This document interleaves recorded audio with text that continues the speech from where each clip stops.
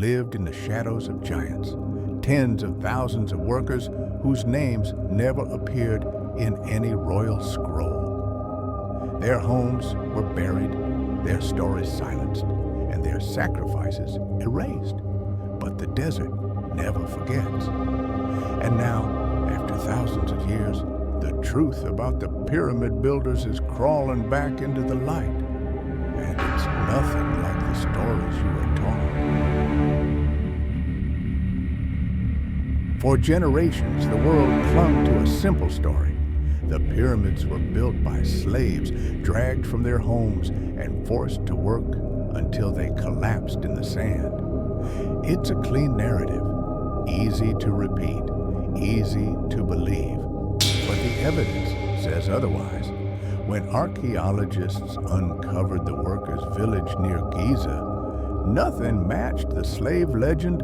They found bakeries producing thousands of loaves a day, medical stations stocked with tools for setting broken bones, living quarters arranged like organized neighborhoods, not prison cells. And then came the most shocking discovery: pay slips, wages, rations, even bonuses for those who worked the toughest jobs. These people weren't changed, they were hired. The truth is far more human and far more complicated than the myth ever allowed. Each morning, before the sun even cleared the horizon, the workers rose to a world already humming with pressure. The pyramids loomed above them like stone mountains, growing taller every week, and every block they hauled tightened the invisible clock ticking over their lives. A pyramid worker's day wasn't chaos, it was choreography. Teams dragged limestone along slick mud ramps. Others shaped blocks with copper tools that dulled far too fast. Overseers shouted counts, not threats, because timing mattered more than fear. One mistake could shatter a stone or a spine. Yet in the midst of that danger, the workers were fed like valuable assets. Bread, beer, onions, dried fish, a surprisingly rich diet meant to fuel bodies that labored on the edge of exhaustion. And when the strained cracked bones or ripped muscles, evidence shows they didn't just discard the injured, they treated them. Skeletons found near the workers' cemeteries show healed fractures, the kind that required weeks of rest and skilled medical care. Someone looked after them. Someone believed they mattered. Living in the shadow of giants meant living with risk, but not abandonment. Beneath the roar of construction, a hidden world beat with its own rhythm. The workers were not a faceless mass. They were a society, layered, skilled, and surprisingly organized. At the base were the haulers, the muscle of the enterprise, but even they worked in tight-knit crews with names like the Friends of Khufu carved proudly onto blocks they placed. Above them stood master stonecutters, ramp engineers, rope specialists, bakers, brewers, scribes, each role as vital as the next. This wasn't random labor. It was a machine of human precision. And around this machine grew families. Archaeologists uncovered small homes clustered together with pottery, toys, and personal belongings scattered through the ruins. People lived here, not just worked. They argued, laughed, raised children, buried their dead. Many of the workers weren't career laborers at all.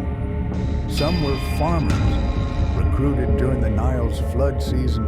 Others were artisans from distant regions, bringing skills that would leave fingerprints, literally, stones of the pyramids together, they formed a community bound not by chains, but by purpose.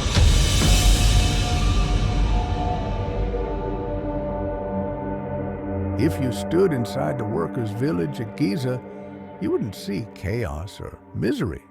You'd see patterns, the kind only a well-structured community can create. Crews trained together, ate together, and slept in shared quarters arranged like military barracks, not for punishment, but for coordination. Every wall, every pathway, every fire pit seems placed with purpose. This was a settlement built for efficiency, and for people who expected to stay a while inside these homes, archaeologists found traces of normal life. Grinding stones dusted with grain, combs carved from bone, even tiny figurines that look suspiciously like early good luck charms. These workers weren't ghosts drifting in and out of the desert. They planted roots. More surprising is what the cemeteries revealed. Workers were buried with care, wrapped, positioned, sometimes provided with simple grave goods. Slaves don't get honored burials, communities do. And behind the scenes, a hierarchy pulsed through it all. Foremen tracked crew performance, scribes documented ration logs, attendance lists. Specialists monitored the ramps, the angles, the weight loads, calculations that, if wrong, could destroy months of work and crush entire teams. But they didn't work alone. Families often lived alongside the crews, creating something deeper than labor, a shared identity. Children grew up watching their parent carve the future out of stone. Wives brewed the beer that kept men hydrated in desert heat. Elder workers trained young ones in techniques passed down like quiet inheritance. This wasn't just labor. It was a world, one built as carefully as the pyramids themselves. So why would anyone choose to break their body building a tomb for a king? The answer isn't simple, because the workers' motivations weren't simple. In ancient Egypt, the pharaoh wasn't just a ruler. He was the bridge between the human world and the divine. Building his resting place wasn't viewed as construction. It was cosmic duty. Laying a single stone meant helping secure the harmony of the universe. And for many workers, that belief was powerful enough to make the back-breaking labor feel like something sacred. But belief wasn't the only force at play.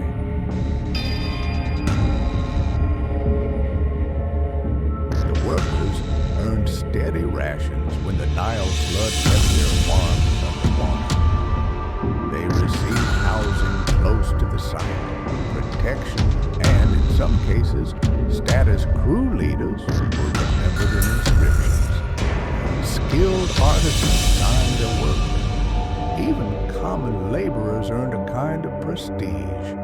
They became part of something bigger, something immortal.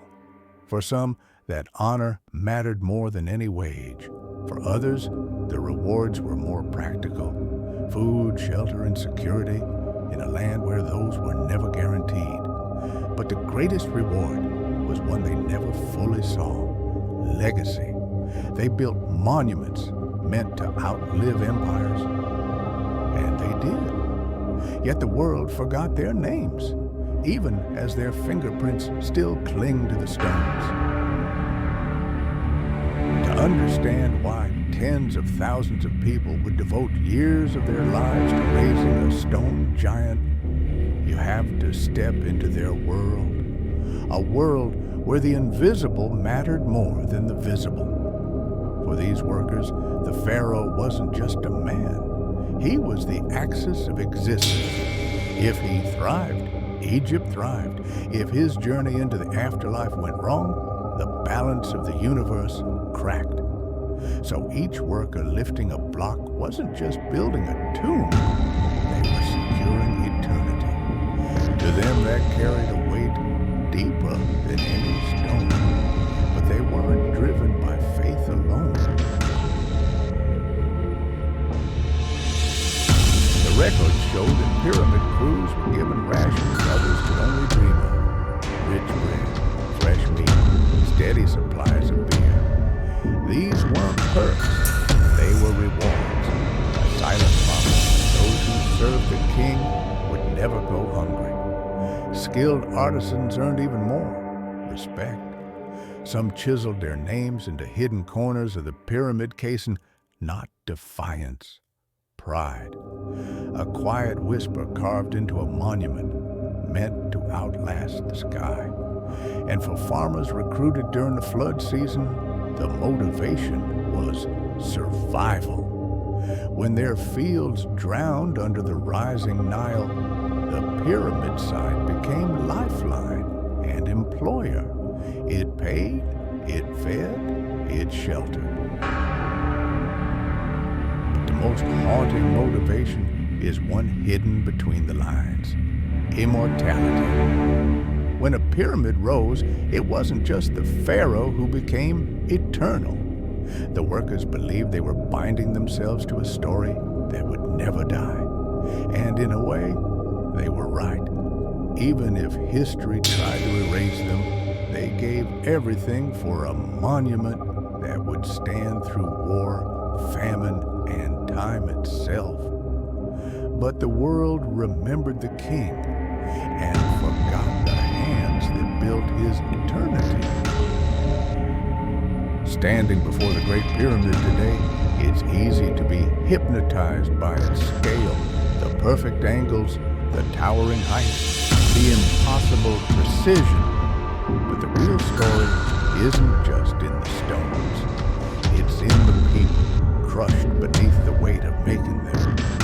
The logistics alone were a kind of ancient miles of ramps rising and shifting as the pyramid grew. Supply lines delivering copper tools, timber, food, and water, with clockwork discipline, teams coordinating like the gears of a machine centuries before machines existed. This wasn't guesswork. This was engineering genius, born from trial, error, and blood. But behind that brilliance was a price few modern visitors ever see. Archaeologists found skeletons with crushed ribs, shattered limbs, and spines, twisted from years of lifting blocks that weighed more than a small car. Some injuries healed, proof of care, others didn't, proof of cost. Bones show signs of arthritis in men who died young. Teeth worn down from grit mixed into their bread, hands permanently warped from hauling ropes thicker than their wrists. These weren't victims of brutality. They were victims of scale. The desert didn't kill them. The ambition of a civilization did. They were trying to build something so colossal it would outlive every name carved into its walls. And yet, for all the sacrifice, their stories nearly vanished. The pharaohs got the glory, the stones got the fame, but the workers, the real architects of eternity, were swallowed by sand until archaeology dragged them back into the light.